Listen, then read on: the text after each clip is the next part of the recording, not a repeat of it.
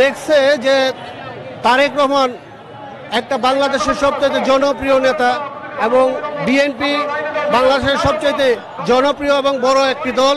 এটা তারা বুঝতে পারছে আগামী যদি নিরপেক্ষ নির্বাচনের মাধ্যমে যদি নির্বাচন হয় তাহলে তারা কোনো আসন পাবে না, তারা কোনো স্পেস পাবে না, বা এর জন্য তারা হিংসাত্মক হয়ে আমাদের তারেক রহমানের প্রতি হিংসাত্মক হয়ে এবং দলের প্রতি আমাদের বিএনপির প্রতি তারা হিংসার প্রতিফলন হিসাবে তারা এইসব পদক্ষেপ নিচ্ছে, এসব উল্টাপাল্টা কথাবার্তা বলছে।